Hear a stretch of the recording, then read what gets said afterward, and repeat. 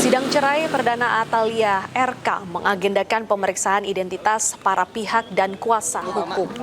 Kuasa hukum Atalia Praratia mengatakan kliennya menghormati segala proses hukum yang sedang berjalan. Setelah tahap awal, persidangan akan dilanjutkan dengan proses mediasi yang akan menghadirkan langsung para pihak terkait. Sementara penentuan apakah sidang digelar secara terbuka atau tertutup menjadi kewenangan majelis hakim.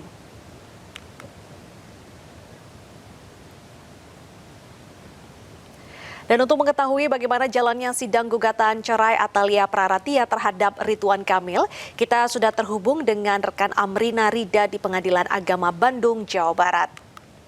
Ya, Amrina, pada pukul berapa sidang perceraian ini dimulai?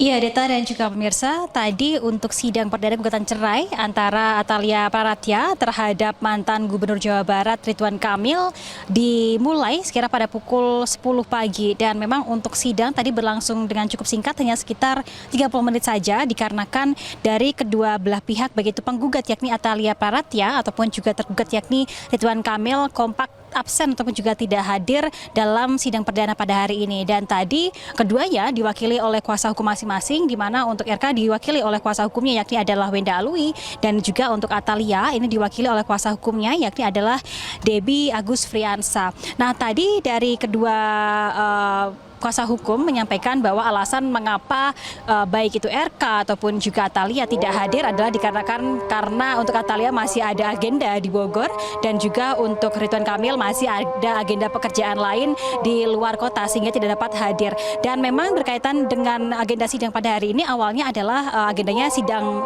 adalah mediasi, namun karena seharusnya untuk mediasi mengharuskan adanya kehadiran dari kedua belah pihak, itu dari penggugat ataupun juga tergugat, maka untuk mediasi pun pada akhirnya nanti akan ataupun juga setelah ditunda hingga nanti dijadwalkan untuk berlangsung pada tanggal 21 Januari 2026. Dan berkaitan dengan materi gugatan, begitu Deta, tadi memang dari kedua kuasa hukum kompak tidak mau secara eksplisit menyampaikan apa materi gugatan dan juga apa yang menyebabkan adanya gugatan cerai yang diajukan oleh Atalia Praratia terhadap Ridwan Kamil. Namun tadi dari tim kuasa hukum Ridwan Kamil secara gamblang ataupun juga jelas begitu ya menyampaikan bahwa gugatan cerai ini tidak ada hubungannya dengan orang ketiga, ataupun dalam hal ini adalah karena RK diisukan sempat ada rumor dengan salah satu selebgram yang bernama Lisa Mariana, namun tadi dari tim kuasa hukum menyanggah adanya informasi tersebut. Sementara demikian, kembali ke Anda, Deta. Baik, terima kasih Amrina atas laporan Anda. Selamat bertugas kembali. Kita ke informasi lainnya, pemirsa. Digugat cerai Atalia Praratia, mantan Gubernur Jawa Barat Ridwan Kamil menghadapi sidang perdana di Pengadilan Agama Bandung Rabu ini.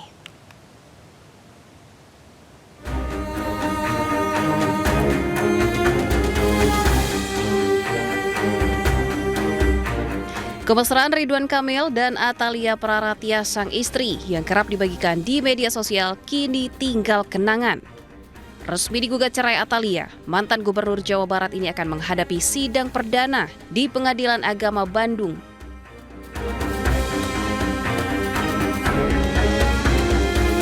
Biduk rumah tangga Atalia diguncang usai Ridwan Kamil dituduh menghamili dan memiliki anak dari selebgram Lisa Mariana. Meski hasil tes DNA membuktikan bahwa anak dari Lisa Mariana bukan anak Ridwan Kamil, fakta bahwa keduanya sempat menjalin hubungan asmara mengguncang rumah tangga RK dan Atalia. Sejak dugaan perselingkuhan terungkap, RK dan Atalia istrinya jarang terlihat tampil bersama.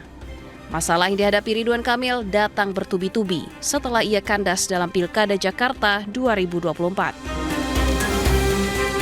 Selain terseret tuduhan perselingkuhan dengan Lisa Mariana, mantan orang nomor 1 di Jawa Barat ini juga terseret kasus korupsi proyek pengadaan iklan di Bank Jabar dengan kerugian negara sekitar 222 miliar rupiah.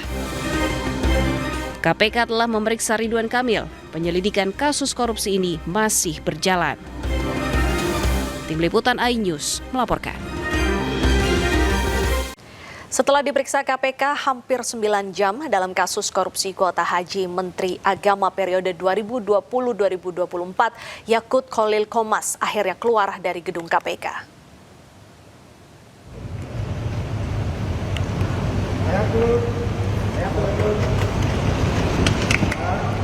Yakut memilih tidak banyak berkomentar terkait materi pemeriksaan KPK. Yakut tidak memberikan informasi apapun terkait dugaan korupsi kuota haji yang menyeret namanya. Menteri Agama era Presiden Jokowi ini meminta semua pertanyaan wartawan ditanyakan ke penyidik KPK. Yakut juga enggan berkomentar terkait hasil pengecekan dan pencarian bukti saat KPK melakukan investigasi ke Arab Saudi. Nanti kita tanya juga. Jangan dorong-dorong ya.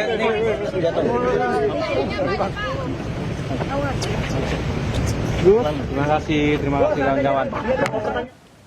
Salah satu tersangka dalam kasus ijazah Joko Widodo, Dr. Tifa menyebut bahwa gelar perkara khusus dilakukan oleh Polda Metro Jaya sebagai bentuk loyalitas terhadap Jokowi.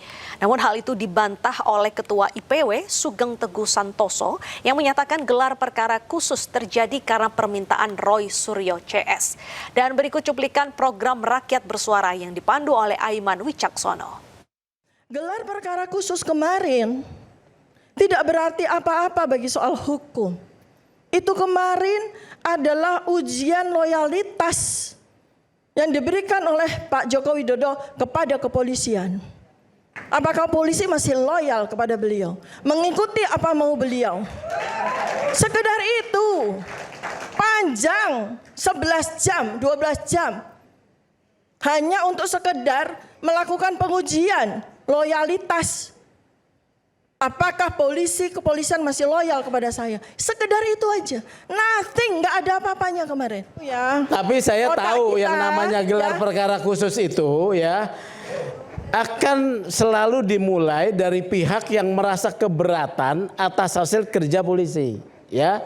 Kalau tidak ada pihak yang berkeberatan, tidak akan ada gelar perkara khusus. Ya, oh, bukan begitu, begitu Pak. Saya potong. Ya sudah, ini dengar saya dulu. Potong, ya. Saya potong. Kemudian saya potong. indikatornya. Saya potong ya. Kemarin. Dr. Tifa, saya harus luruskan. Saya potong. Yang disampaikan Pak Sugeng itu udah benar. Ya, tidak mungkin ada gelar perkara ngerti khusus hukum, kalau tidak ada pendumas. So tahu gitu loh ya. Ini saya lihat dokter ini seorang yang intelek. Tapi kalau Anda juga masuk wilayah kamar keahlian orang lain, jangan kemudian membuat kesimpulan-kesimpulan yang menyesatkan. Ya, Pak, di sini saya itu gitu pelaku ya. Saya pelaku. Saya sebagai saksi, saya sebagai pelaku saksi, saya sebagai terlapor dan saya sekarang sebagai tersangka. Anda tidak tahu hukum. Kalau kemarin, Anda tahu hukum, Anda tidak hadir di Anda gelar tidak perkara akan khusus. jadi tersangka. Anda hadir nggak di gelar perkara khusus? Anda hadir saya jawab. cuma mau menganalisis soal yang namanya program gelar perkara khusus. Nggak perlu saya hadir. Sementara itu, pakar psikologi forensik Reza Indragiri meminta adanya uji tandingan saintifik untuk meneliti keaslian ijazah Jokowi di persidangan. Menurut Reza, langkah itu patut dilakukan untuk menunjukkan keadilan hukum. Hitung-hitungan saya, ini masuk ke persidangan, Mas Aiman. Jadi Masuk persidangan? Masuk persidangan. Hitung-hitungan saya ini akan masuk persidangan. Oke. Sehingga izinkan saya untuk menyapa dengan segala hormat Bapak Ibu Hakim. Begini. Tahun 95 silam ada perkara bagus di Amerika, yaitu perkara O.J. Simpson, seorang olahragawan yang didakwa telah membunuh istrinya sendiri. Kita bisa bayangkan bahwa di ruang sidang itu jaksa tentu berbekal hasil kerja penyidik membawa hasil uji forensik.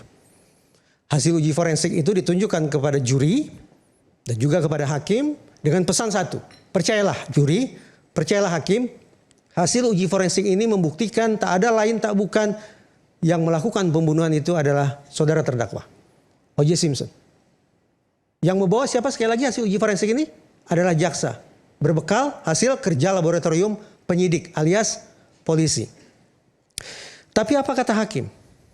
Apakah hakim serta-merta percaya?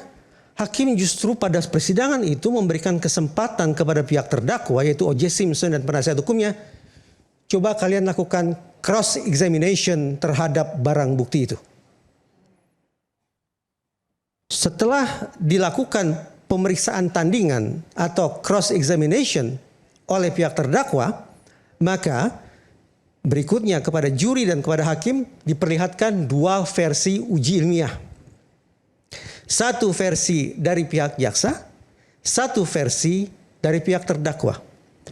Awalnya publik Amerika Serikat meramal karena hakim, jaksa, polisi ada dalam mata rantai sistem peradilan pidana, maka hitung-hitungan di atas kertas, hakim akan percaya pada hasil uji forensik dari pihak polisi.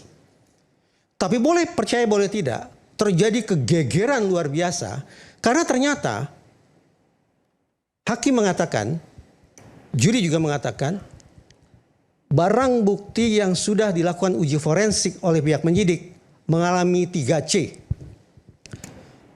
Compromised, sudah diatur sana, dicocok-cocokkan ke sini dan seterusnya. Corrupted, sudah dipotong di sana, dipenggal sini dan seterusnya. Dan yang ketiga, contaminated, bahwa barang bukti itu tidak lagi steril tapi sudah terkontaminasi. Hilirnya apa? Ternyata juri, hakim lebih percaya pada hasil uji forensik yang dilakukan oleh pihak terdakwa. Saya tentu berharap di ruang sidang nanti akan diberikan fairness ke barang bukti atau ke objek perkara.